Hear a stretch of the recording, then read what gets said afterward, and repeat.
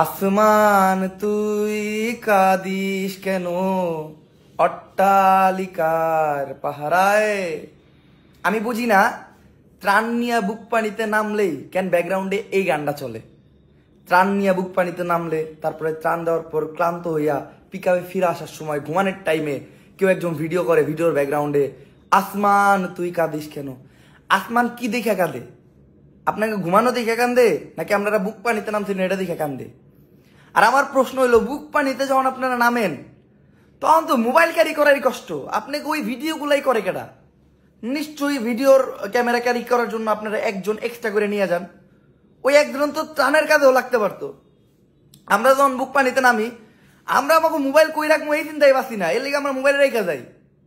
আমাকে order mobile তারপর আমরা গাঙ্গে রেখে যাই, গাঙ্গের পারে।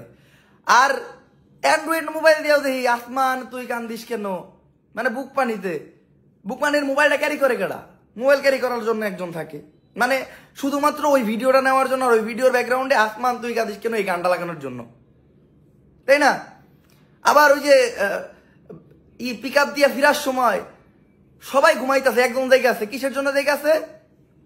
ভিডিও করার জন্য। ওই যে আসমান তুই কাঁদিস কেন এটা ব্যাকগ্রাউন্ডে লাগাইতে হইব। আবার ওই একজন একটু পরে ঘুমায় আর একজনের কাছে মোবাইল দিয়া, সেই একজন ওইটা আবার ওই একজনের ভিডিও নেয়, ওই একজন আবার ব্যাকগ্রাউন্ডে লাগায় আসমান তুই কাঁদিস কেন। ভাই এই খেলা দেখ কতদিন দেখবো ভাই, মানে আমি এই খেলাটা দেখতে দেখতে বিরক্ত।